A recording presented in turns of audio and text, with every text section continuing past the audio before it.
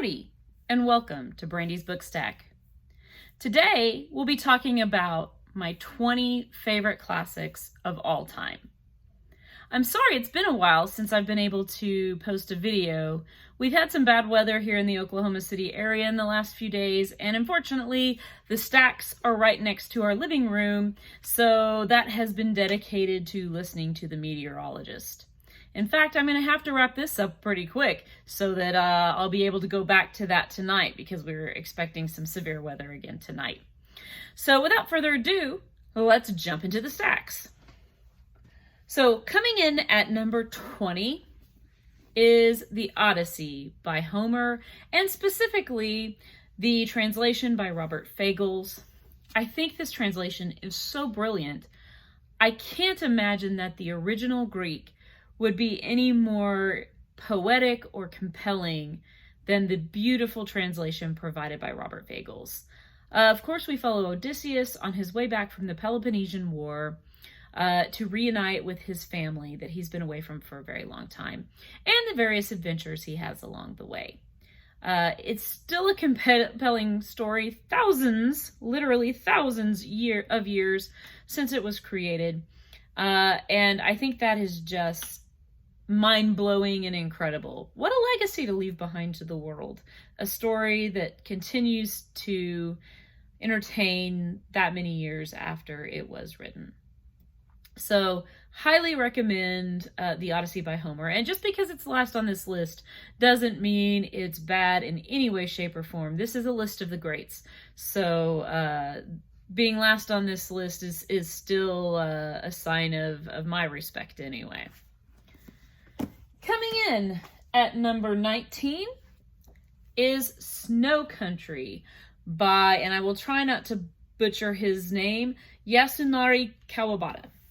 And this is a really interesting story of a relationship between a businessman from Tokyo and a geisha that he visits on a reoccurring basis in a small mountain town.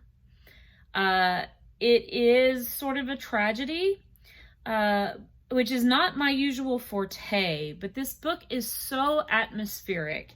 If you love snow and winter scenes, you just feel like you're actually there in this snowy mountain retreat in Japan. And the actual story itself is so haunting and compelling. It's really worth a read. And it's not terribly long, and I love books that don't take forever to get to their point, and this is certainly one of those. This book is 175 pages, and I think you can see from the typeface, it is not very large, and it's got big margins. So it doesn't take very long to read.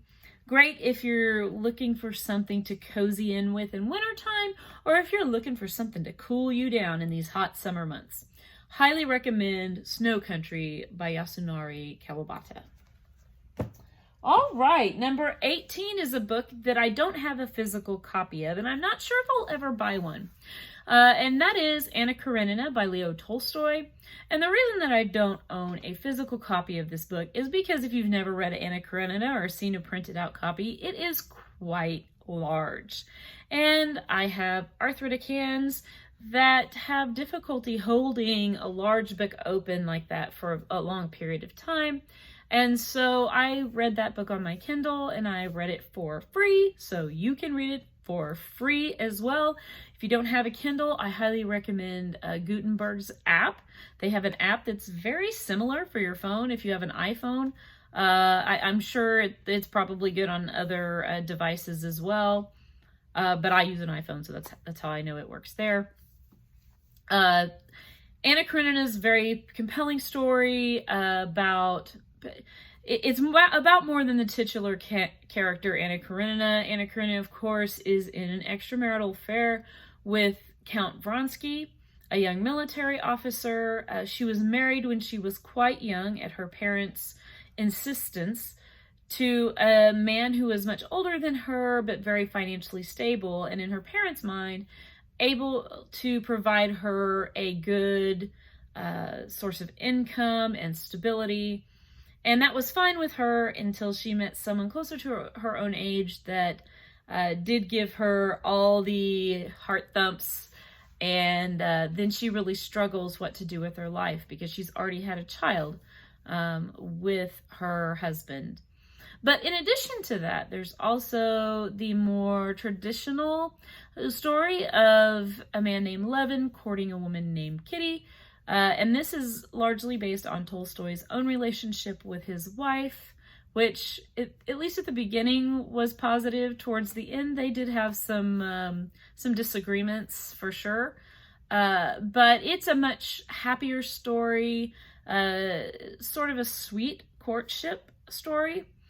And then you follow also Anna Karenina's brother and his wife, Dolly, and her story is very tragic. Anna Karenina's brother cheats on his wife constantly and spends all their money on wine, women, and song, leaving their children with very little for their subsistence or future.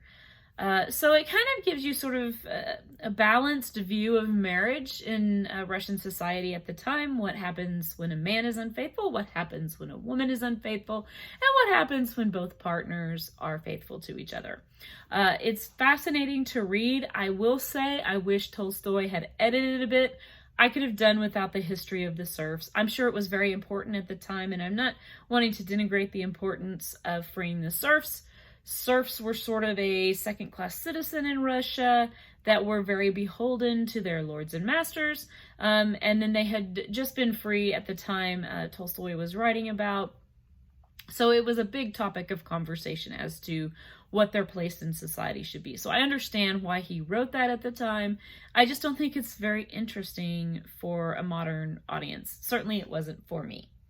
But other than that, I think the book is really, really interesting. And it's not a shiny, happy book. So for me to like it, that says something about its quality, because I really do like happy, upbeat stories usually. So that's Anna Karenina, number 18.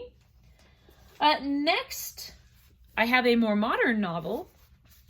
And I probably should use this time to talk about what exactly is a classic in my mind. In my mind, a classic is a book that has had staying power for at least 50 years, and that there's at least a certain amount of buzz, people talking about it still and discussing it.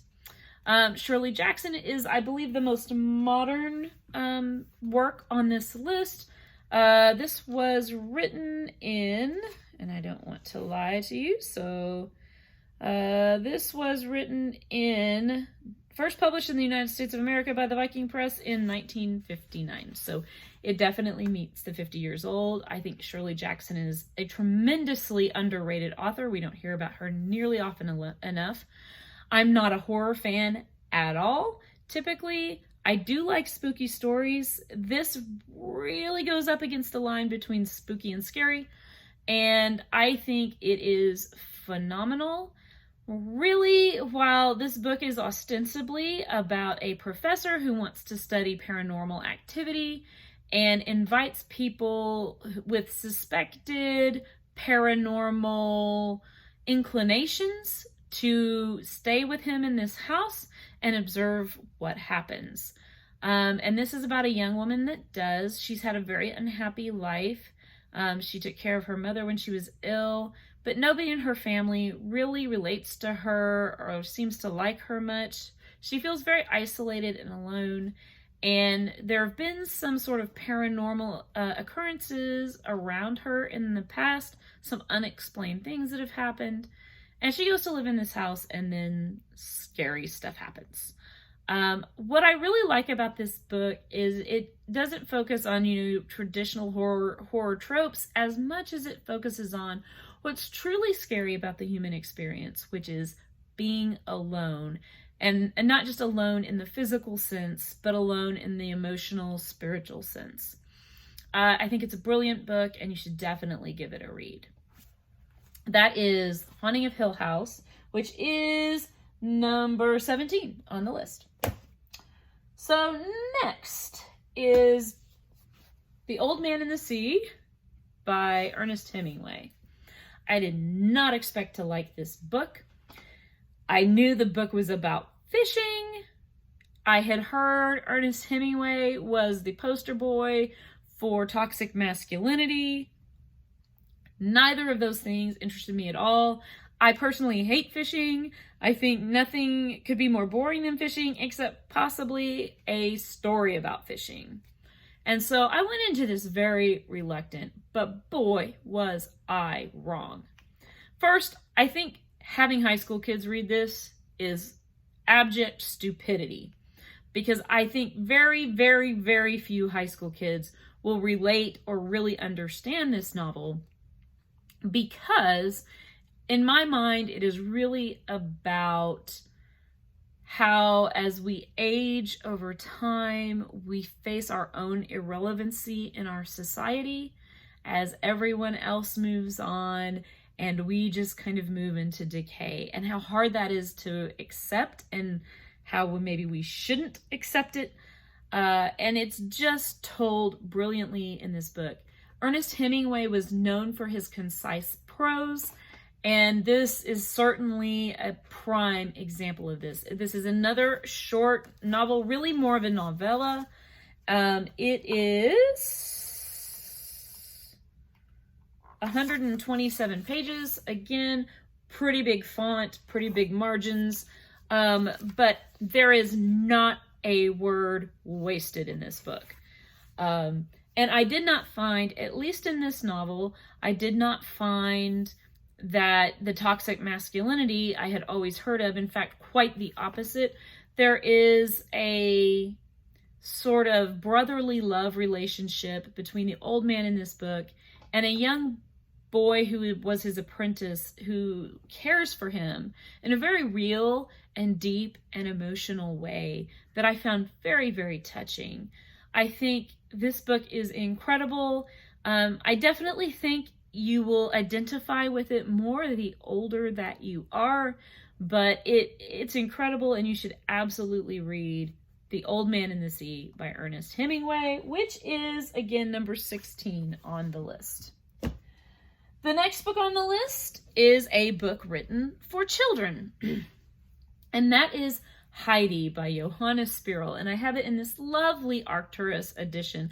I think Arcturus puts out some really beautiful editions of book, and this is no exception. You can see the beautiful little pictures on the front. And Heidi is a shiny, happy book. You look up shiny, happy book in the dictionary, and Heidi is there. We follow a young girl who is sent to live with her curmudgeon of a grandfather up in the Swiss Alps. And he is the most curmudgeonly curmudgeon, I think, in fiction. Nobody likes him. He doesn't like anybody. And he would just like to stay isolated. But Heidi refuses to let her circumstances define her. And her positive attitude brings her grandfather around into loving her, and she certainly loves him, and it's just a beautiful, sweet story. If it has a fault, it is that sometimes it's a little too shiny happy for some people, and it has a lot of it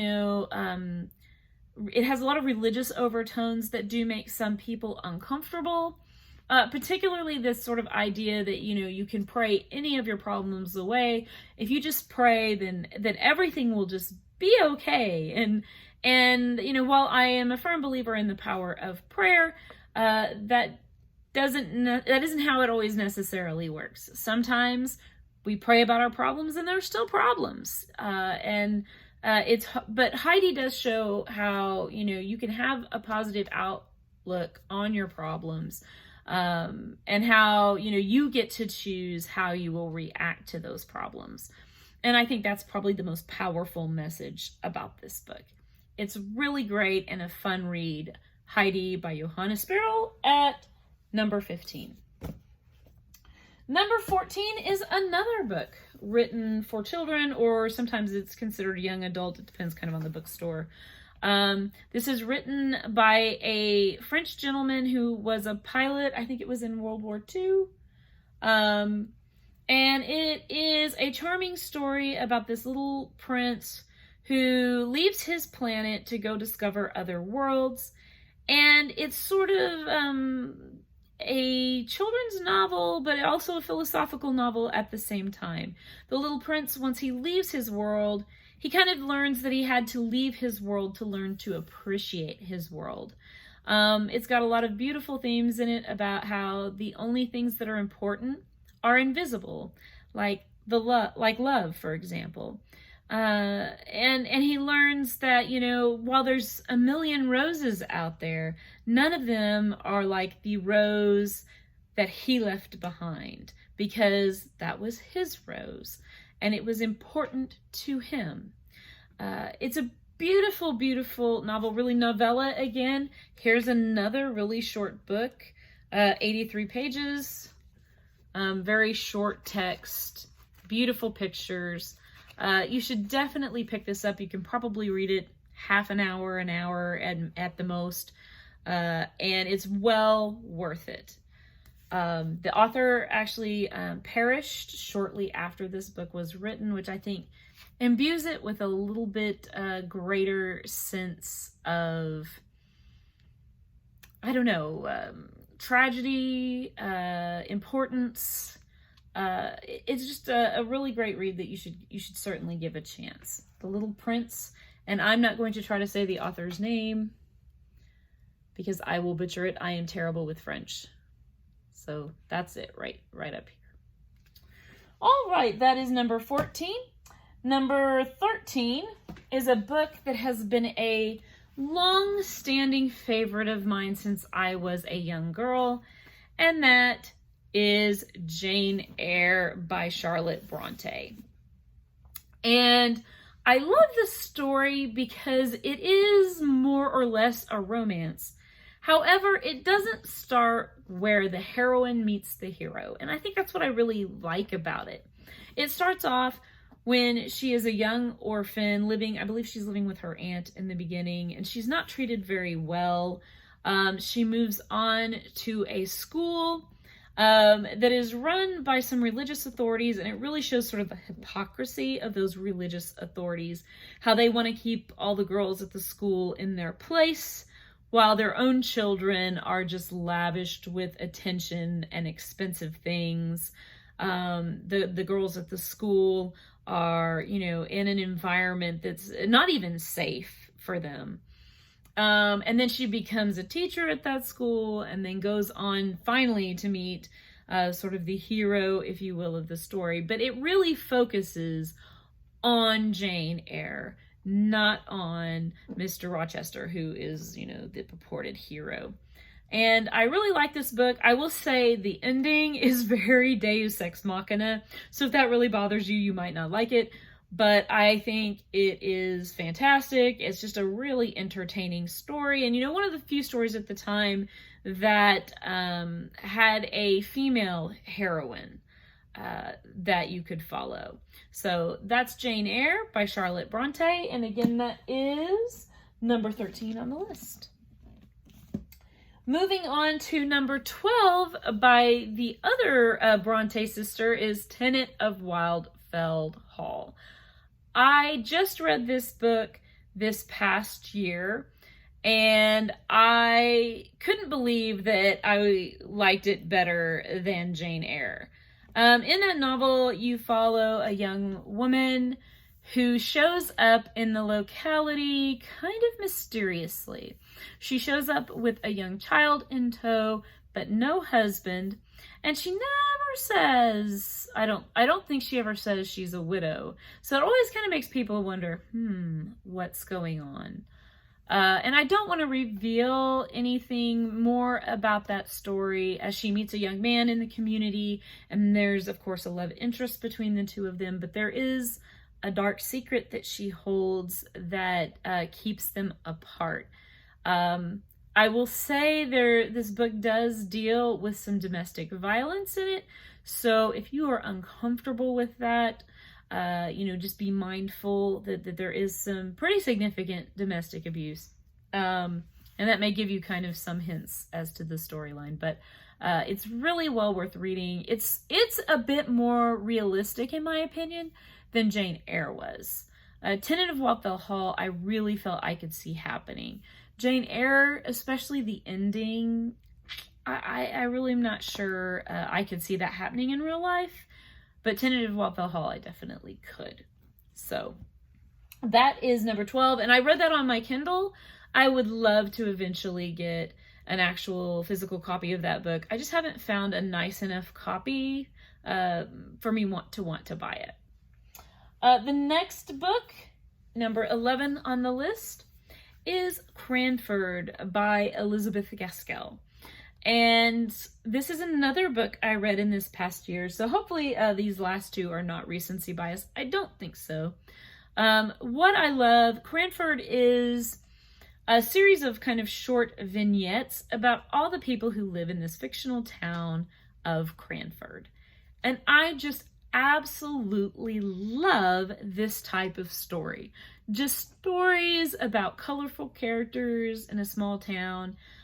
Even though this takes place a long time ago, even in today's day and age, you could see similar stories being written about the unusual characters you know in your own life.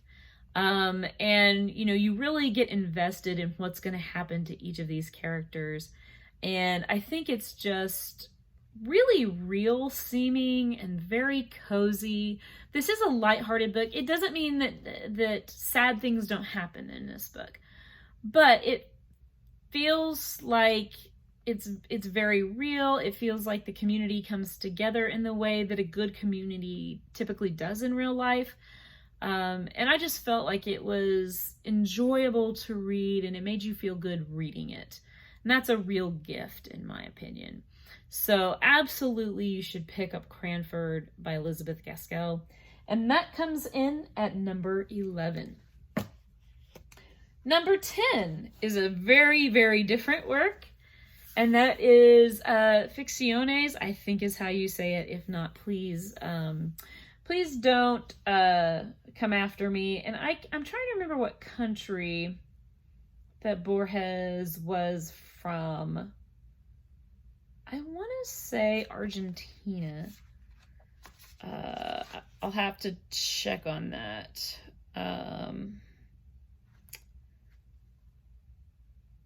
Yes, Argentinian. And he wrote this series of stories that are the most surreal, unusual stories I have ever read. They're really hard to describe because they're like nothing else I've ever read, which I love encountering something like that. Something like I've never read anything quite like that before. His stories are really thought-provoking and interesting.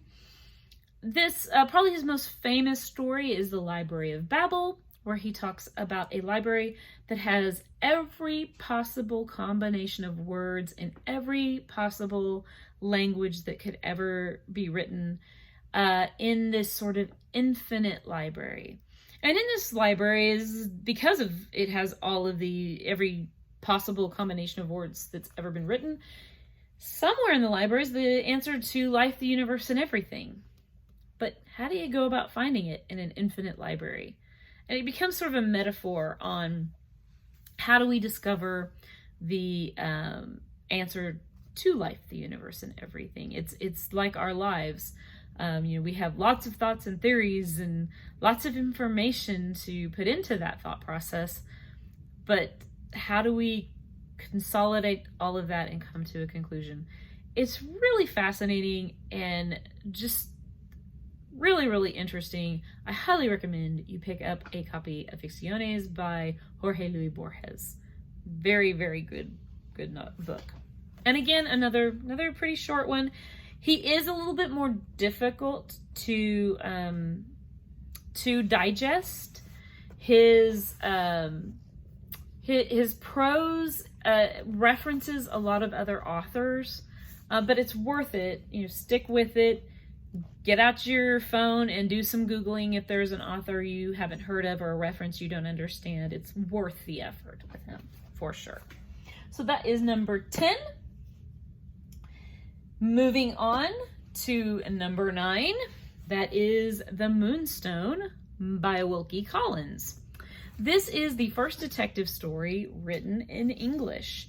And it's way more modern than I would have anticipated. A lot of it really is kind of like a police procedural we would see today, except they just don't have the technology that we have today. It's also got a romance in it. It's got a really, for me anyway, a really surprising and unexpected ending. It does have some depictions of Indians that are not what you'd probably want to see, but there's also some discussions that I think would have been fairly unusual at the time that are very anti-colonialist. The premise of this novel is that there is a woman, a young woman, who has inherited a jewel called the Moonstone.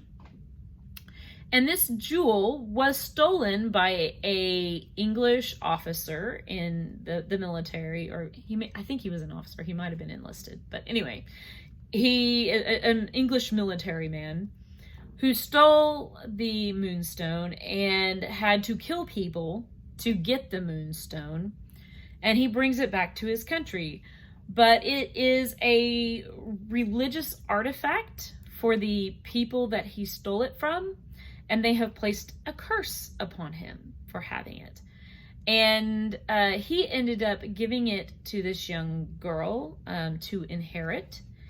And it's about sort of this curse playing itself out. The Moonstone gets stolen, and it's all about how they try to figure out who stole the Moonstone. It's a very interesting novel. It's almost like several novels in one to me, because there's sort of the romance aspect to it, there's the mystery aspect to it, there's sort of this anti-colonialist aspect to it, because the man who steals the gem is very condemned even by his own countrymen. This is terrible. Who knows the terrible things he did to get his hands on this stone? No wonder it's cursed. That kind of discussion. And some of the Indians that come to reclaim the stone are portrayed in a very positive light, but there are also some stereotypical depictions that aren't great. So just be aware of that and mindful of that. But super, super interesting book. Not at all really what I was expecting from this novel. Definitely check it out. The Moonstone by Wilkie Collins. All right, number 8. Number 8 is The Enchanted April by Elizabeth von Arnim. This is an incredible book that is female focused, where we follow a couple of women initially, and then it grows to be more, who read this ad in the paper about a castle in Italy that is available for rent. And both of them, even though they're really just acquaintances, get together and start talking about how amazing it would be if they could rent this castle for like a month in the summer. They both are extremely dissatisfied with their personal lives, particularly their spouses, and are both really what I would call depressed, severely depressed. And they start moving from just dreaming about renting this castle to what could they do to make it an actuality. And they decide, well, the only way to do that would be to share it with some other women. And they manage to get a couple of other women to agree to share it. And those women have their own personal problems and demons to overcome. All 4 of them get to go to this beautiful castle in Italy, and it changes their outlook and their lives. I love this book because these women take responsibility for changing their own lives, even though you kind of wish, especially in some cases, that their spouses would take some accountability for how, in some ways, awfully they've treated their wives. I think it's great to see these wives kind of examine their own role and be responsible for their own happiness. And of course, like most of us, it certainly helps to get a break away to help them put their depression behind them and relax and become their best and true selves. And also to develop friendships with one another, which is really fun to see throughout the book. It is a really happy book. It's a very relaxing book. So when you're needing to read something uplifting, it's a great choice. And that's Enchanted April, which is number 8. Number 7 is a book by Henry James called Daisy Miller. Now, this is probably an unusual pick for most. Daisy Miller, I will say Henry James, he has a writing style that's a little difficult to get into. It is pretty dry, but I love his stories. Once you kind of get into his rhythm and his writing style, his stories are wonderful. I debated about putting The Turn of the Screw in this list, but I had decided I did not want a novel, more than one novel by any one author. I wanted to have the opportunity to, kind of show a breadth of the novels that I like. But that one would be a strong contender for the list as well. And this book, Daisy Miller, is a young American woman who has gone overseas to, visit the old country, as they say. And she runs into an American expatriate while she's there who shows interest in her.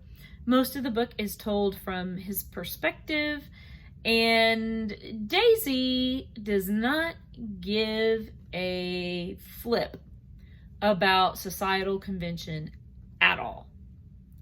She is a very innocent young girl. She doesn't take actions that are wrong or improper, even according to the standards of her time. But her outward appearance may suggest otherwise, making society very uncomfortable, which is especially ironic because the people who look down upon Daisy Miller for flouting these conventions are doing the very deeds that they're accusing Daisy of, but they're doing them in secret behind closed doors. She's also sort of a cipher for America itself, America's independent spirit and individualistic approach to looking at life versus the more staid, conservative views of the old European continent. So I love this novel. Daisy Miller, I think, is the ultimate feminist character because she is totally 100% unapologetically herself. And she refuses to bow to any standard that would make her act differently than who she is. It's a great book. Another short one for you. It's only 92 pages. Again, some pretty large margins. And I think this version is just beautiful. It's got these gorgeous end papers in it. And then on the other side. And it's got some illustrations in it as well. It's just a beautiful novel, and this one I got in a beautiful package. And I've seen lots of these for sale because I know James is not everyone's favorite author because of his writing style, but his plots are fantastic. So that is Daisy Miller at number 7. Number 6. I couldn't not include a Shakespeare play on this list. And my favorite is A Merchant of Venice by Shakespeare. A Merchant of Venice is a somewhat controversial play. Many people find this play to be anti-Semitic. I do not find it to be anti-Semitic, and that is the controversial opinion. The majority of critics find it to be anti-Semitic. The reason that I don't, my opinion, and maybe it's just because I like Shakespeare, I want Shakespeare to be on the side of right. Maybe it's because I am a modern reader and I want to put my own value system onto Shakespeare's play, even if it's not really there.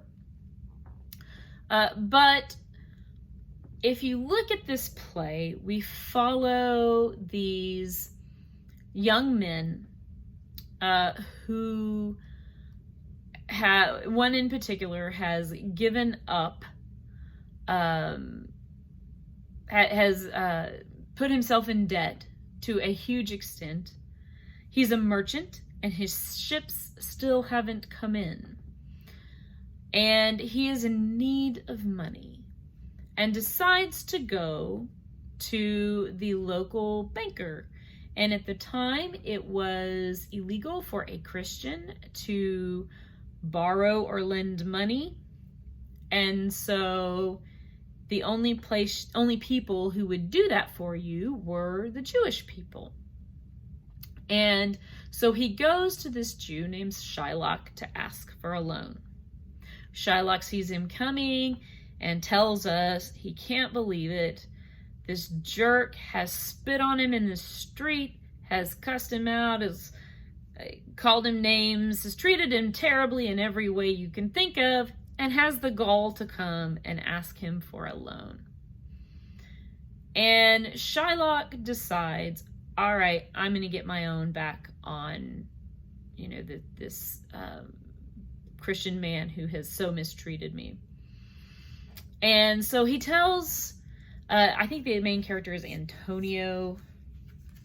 They all have kind of stereotypical Italian names. I believe it's Antonio is the one that's who his ship didn't come in. But he makes the deal with him and says, okay, I will loan this to you, no interest. But if you don't pay me back, I get to take a pound of your flesh. Won't that be fun?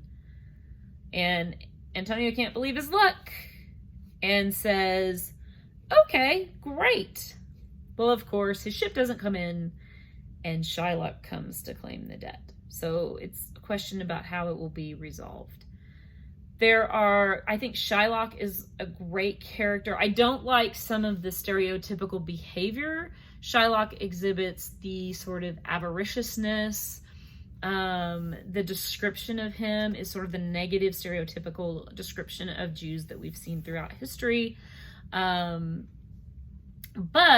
I find him a very sympathetic character. And again, maybe that's because I'm a modern reader. But he has this beautiful speech where he talks about, hath not a Jew eyes, hath not a Jew hands, if you prick us, do we not bleed? You're basically discussing, hey, we're humans just like you. Why do you mistreat us? We've done nothing to you. And I find it very sympathetic and wonderful.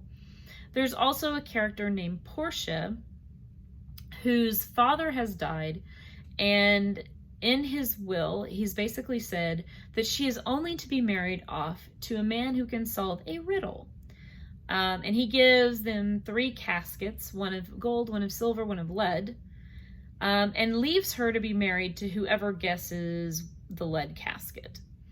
And Portia is the most intelligent character in the play. She has one of the most beautiful speeches as well. She talks about the quality of mercy is not strained, how it benefits the one who gives as well as the one who receives. It's just a beautiful, beautiful speech. She solves the problem in the play. And it's interesting to me that it's the disenfranchised characters that are the best characters in this play. They have the best speeches. When this play ends, and I will give you the spoiler, the Christians do win in the end. But when this play ends, it doesn't leave you with a shiny, happy feeling. It leaves you with an uncomfortable, unsettled feeling, or at least it does for me.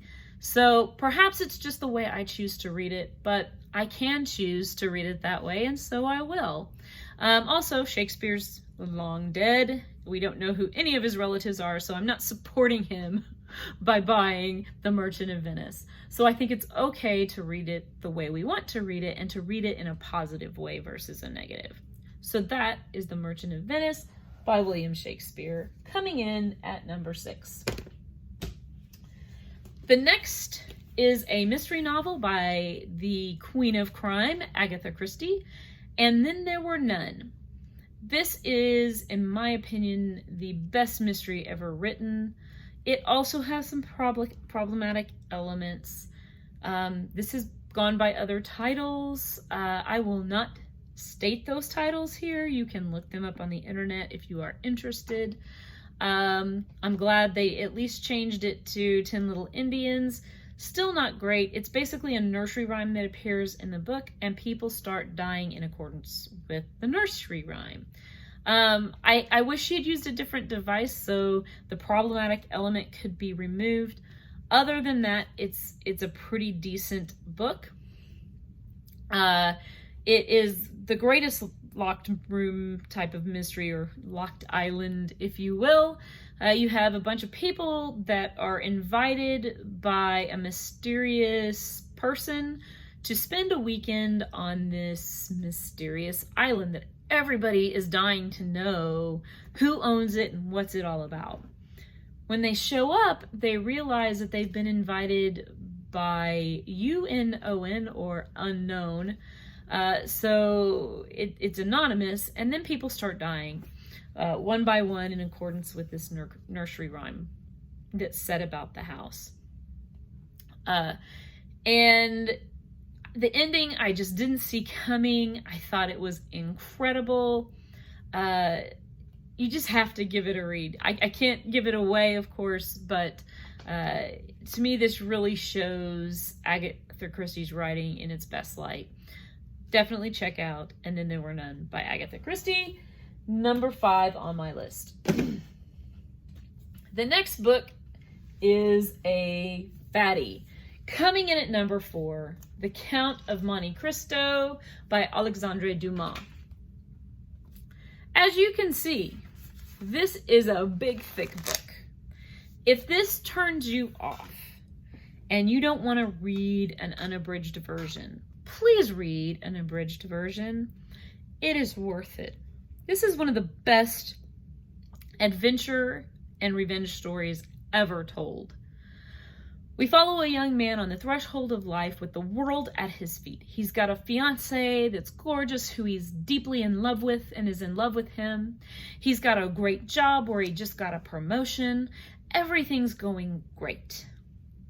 Until a couple of men who are jealous of his success conspire to have him thrown into prison on false pretenses. He ends up going into the notorious Chateau d'If, where he meets a priest who becomes a father figure to him and eventually helps him to escape. Once he escapes, he inherits a treasure that this priest left him, and he goes out to begin his cold, calculated revenge against the people who did him wrong. It is an incredible story from beginning to end. It's fascinating. It's so, so good. If you haven't given it a chance, please read it. And again, if you're intimidated by the length of it, don't be. The first version of this I read was an abridged version. Go get an abridged version, read that, and then if you love it, you can always go back and read the unabridged and get more details. But it is totally worth a read. Give this a shot. You won't be sorry. That is number 4, The Count of Monte Cristo by Alexandre Dumas. All right, the next one, coming in at number 3, is The Chronicles of Narnia by C.S. Lewis. Okay, I realize I'm cheating a little bit here because this is really 7 books. But hey, they put them all together in this edition, so I'm saying it's 1 book. The most famous of these, of course, is The Lion, the Witch, and the Wardrobe, where we follow some children, 4 children exactly, the Pevensey family, who is sent to England during the bombing of London, during World War II, I believe it is. And they are sent to live with a professor. One of them, Lucy, opens a wardrobe to find it leads to a magical world called Narnia. These books do have strong religious overtones, so if you are uncomfortable with that, then avoid. I do think you can read these with a non-religious look, to at least to a degree. The Lion, the Witch, and the Wardrobe is an allegory of the crucifixion. There's the first book chronologically is an allegory of the creation story. There is a story that is The Last Battle that is a allegory of the book of Revelation, sort of. So it does have those strong religious overtones, but it's also just a really great, charming story. There's a reason it's a classic work of fantasy. I love C.S. Lewis. I love the way his mind worked and the way he thought. I think he's a fascinating writer. If you've never read Till We Have Faces by him, which is a more adult novel, I think it's really excellent as well. But definitely give the Chronicles of Narnia a shot. Number 3. Number 2, and I'm just showing one book here. I really intend this to apply to the whole series. That's Anne of Green Gables. And I realize I don't have the most beautiful copy. This is I think they did a television show, and they used the television show cover. These were the books my parents got me when I was a child, probably about 12-ish, I guess. And I've read and reread these books. They're just incredible. You don't have to be a child to enjoy these either. I've known many, many people who read these as children, then reread them as an adult. They are just as powerful, just as cozy and sweet. The nature writing in them is incredible. We follow an orphan named Anne Shirley and a elderly couple, Matt and Marilla, who, and when I say they're a couple, they're brother and sister. Neither of them were ever married, and so they choose to live together. As they get older, they decide they need more help around the house and want to adopt a boy to help them on the farm. But by accident, this red-headed orphan girl shows up, and they're not sure what to do with her, but they decide to keep her and raise her as their daughter. And it is just the sweetest book. I know it sounds kind of saccharine in my description of it, but it's not. She's got so much spunk and character, and Matt and Marilla are older and kind of set in their ways, so there's a lot of adjustments on both parts, but a lot of love on both sides as well. Just a great novel. You got to give it a shot. That's Anne of Green Gables, my number 2. So what is number 1? Well, if you've watched this channel before, it's probably not a surprise, but my number 1 has to be The Lord of the Rings by J.R.R. Tolkien. I've read this many, many times, and I debated because I had a choice. I could have easily chosen The Hobbit as well, but I think I like The Lord of the Rings better. It's tough to choose. The Hobbit is a cozier, more simplistic story, whereas The Lord of the Rings is really an epic. And that's kind of shown, Tolkien intended The Hobbit for younger readers, and he intended The Lord of the Rings for older readers. So it kind of grows with you. You start out with The Hobbit, you get used to his style, and then you read The Lord of the Rings. I do say it takes some time to get in with Tolkien's writing style as well. Well worth it. It really is so immersive. Tolkien created an entire world. He created a language, a history, sort of a religious creation story even for this novel. And it's just, it's the OG fantasy epic. You got to give it a try. My number one pick for classic literature. So, what do you think I left off? I'm sure there's somebody out there that'll say, hey, Brandi, but you forgot this. It's my favorite. I figure someone out there will say, like, War and Peace. I like that book. It's not in my top 20. I'm trying to think. Brothers Karamazov, Crime and Punishment. Those, again, love those books. Just not my top 20. What do you think should be on the top 20? Are there books that you think should have been on the list that I didn't mention here? Let me know in the comments below. Don't forget to like, subscribe, and click that bell. I'll see you next time. Bye.